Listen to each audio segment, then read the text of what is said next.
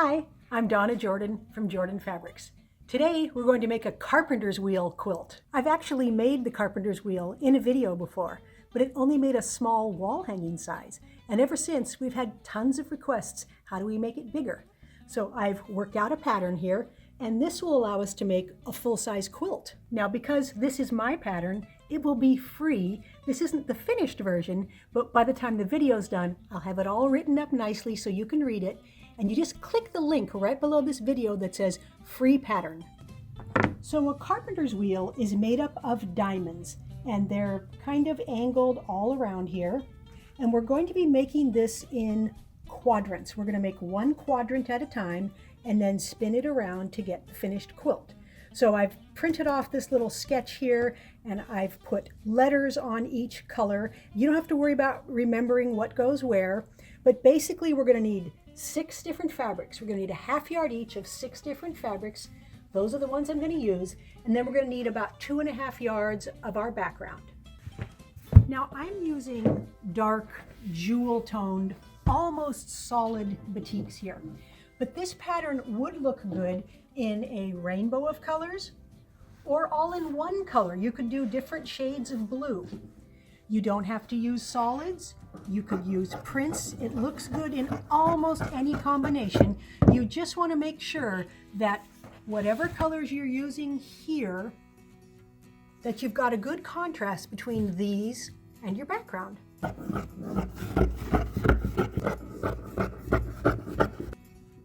Now before I cut anything out, I always want to iron nice and flat, because then my cuts will be more accurate. And it's okay to keep this folded, so I've got it folded the way it came off of the bolt here. And you can iron that fold. Now for the cutting, we're going to leave the background for now. We're going to cut it later. And then all the other fabrics, all of these colors, they all get cut exactly the same way. We're going to cut these into 6 5/8 inches squares, 6 5/8 inch squares. So I'm going to cut off a little bit here so I have a nice straight edge. And I am cutting 3 of the fabrics here, 3 at once. If you're not comfortable cutting that many layers, then you can just do 1 at a time. And I'm using a little hand weight here to help hold my ruler so it doesn't slide. So I've got a nice straight edge. Now I'm going to move over 6 5/8 inches. Cut it here, and then I'll cut another row, and then I'll turn and cut it into squares.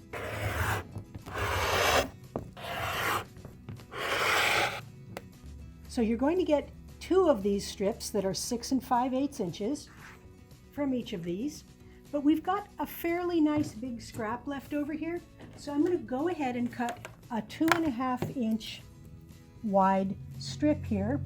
And we're going to put that aside, and I think I'm going to use it on a pieced border.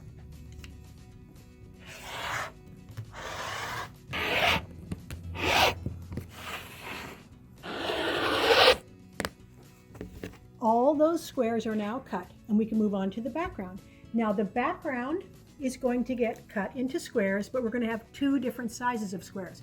We're going to cut some 6 5/8, the same as our colored squares. Then we're going to cut some that are 6 1/4. Now, if you're going to make this at home, be sure to get the pattern, because you don't want to have to remember all these numbers. And that way you can make sure that you don't make a cutting error. It's no fun to have to recut and to waste any fabric.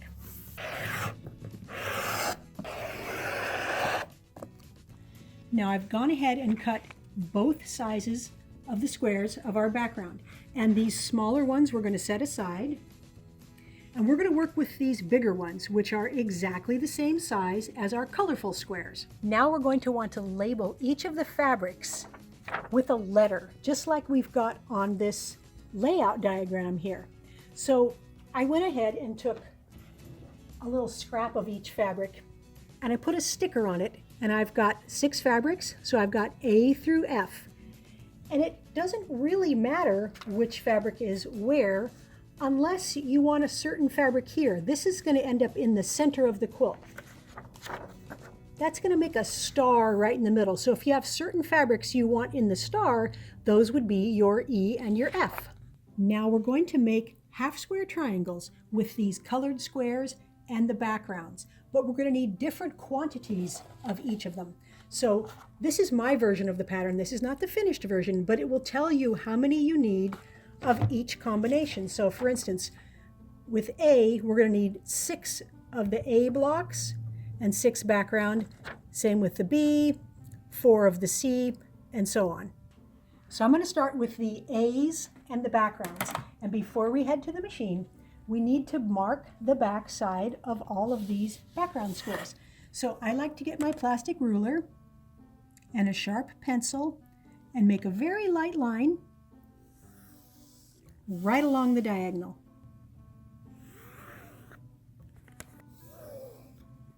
Now we're heading to the sewing machine with the blocks. And this is actually my favorite method for making half square triangles. We're going to take our colored square, we're going to put our background right on top of it so everything lines up. And if you've been careful when you draw your line so that it goes from corner to corner, if you stitch exactly a 1/4 inch away from that line, your half square triangles will come out very, very accurate. So you want to sew carefully and slowly. Now my presser foot is exactly 1/4 inch wide. So when I put my presser foot right on that line, that's exactly the size I need. Once you get to one end, just spin it around, go down the other side. And it really pays to stitch carefully here because that will make them just perfect. Now all we have to do is cut each of these right along our drawn line.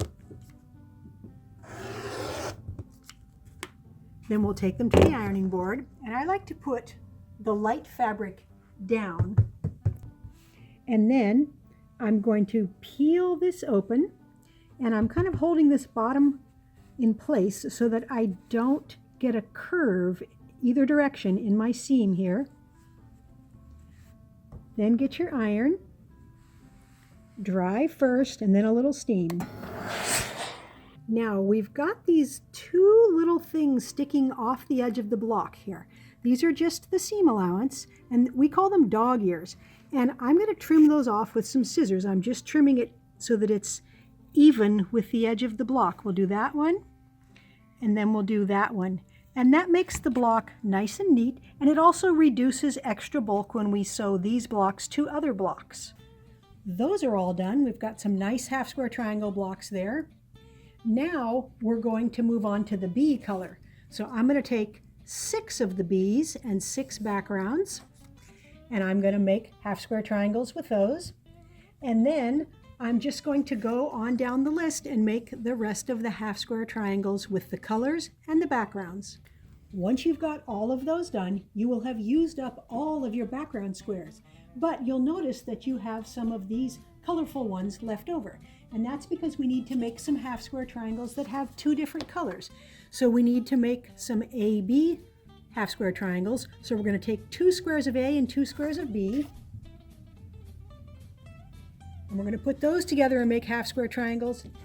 Then we're going to go on down the list and make all of these other ones. I've got all the half square triangles done. Now we have everything we need to lay out the quilt, except remember these smaller squares that we cut earlier? Those are now exactly the same size as these half square triangles. And that's because we cut these 3/8 of an inch bigger than these. But when we make that seam and cut it, use our 1/4 inch seam allowance, we lose 3/8 of an inch. So now these are all exactly the same size. So to lay out the quilt, we're going to use our diagram with the letters on it, but I'm actually only going to lay out 1/4 of it at a time. So I've got everything on the table here. I'll put this down and I'll start with these plain squares here. Now I've got these corner background squares laid out here, and I want to add this E block up there. So there's the E. Now we need the FA.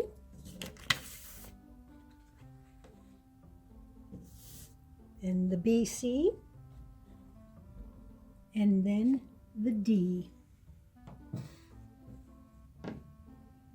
Now I need another D block here, and that's this one here. Oops, I've got it turned the wrong way. And this is something you can take your time and just lay out the blocks. It's very relaxing, and it's almost like doing a puzzle. So you get to find the piece, and then you get to turn it the way it's supposed to go. You're starting to see some diamonds there, which is what we are going to end up with here. So just take your time, and remember, your colors may be different than mine, so you may need to refer to your numbered stickers, your lettered stickers. So what we've got right here is exactly what we've got right here. Now to stitch this together, I'm just going to pick up one row. So I'm going to start here at the left, and I'm going to stack these all up in order. And I'm not twisting or turning. I'm just going to pick this stack up exactly like this and take it to the machine. Now I'm going right to the machine, and I'm holding these in my hand till I get here, and then I'm setting them down facing exactly the same way they were when they were on the table. So this piece was in the left, and the next piece was going to be right next to it. So that's how I'm going to sew these together.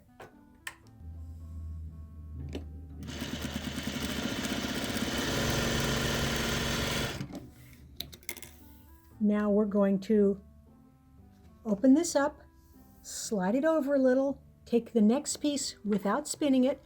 I know it doesn't matter because these are plain, but just get in the habit of not spinning any of the squares.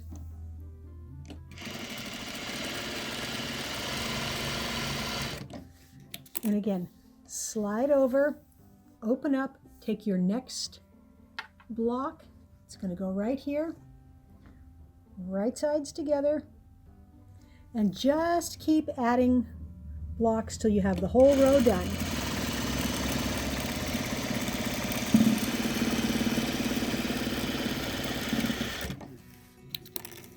So there's that whole first row, and I'm going to press all of these seam allowances to the right. So I'm just putting them that direction, opening it up a little bit, and then drawing my fingernail, or even just the pad of your finger, right down that seam. And that really helps it stay going that direction until we get the whole quarter of the quilt done and we use the iron on it. There. Now I'm going to sew the next row using the exact same method. I'm going to pick them all up in order, but this time I'm going to finger press all the seam allowances to the left, which is the opposite direction that we did here. And then the third row to the right, fourth row to the left, and I'm going to keep alternating for each row. That way, when we come to sew this row to this row, all of the seam allowances will be going in opposite directions, so then they will nest when you come to all of the intersections, and it'll be really easy to sew it together nice and flat. Okay, I've got this one all stitched up, ironed nice and flat, so I'm going to go ahead and make 3 more just like this one. This is the fun part.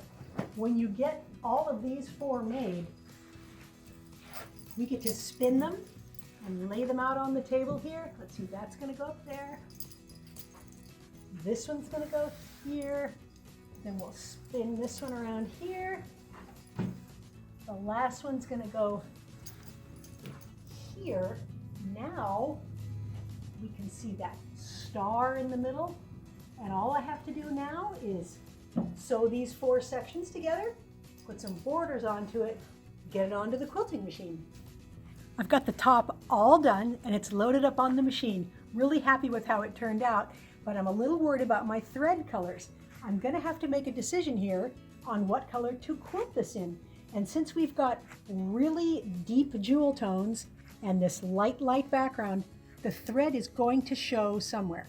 So one of my first choices was this nice deep purple. It's just a beautiful color. It's going to show quite a bit on the light Not very much on all these dark areas. Here's another bright one, this turquoise. Not going to show too much in the light. It's going to show up on some of the darks. Now this one, it isn't actually a color that's in the quilt, but it blends in well on the light. Doesn't show up very much on those darks. That's a possibility. Then we've got this dusty lavender here. Now this one, it's not going to show there. It's going to show a little on the green, not much on the background. I really think this is going to look the best. For the quilting pattern, I'm going to use one called Spirals Galore. The patchwork in my carpenter's wheel, it's got a lot of really sharp angles, and I think that this will soften it, and I like the big and little swirls. I think that's going to look really good.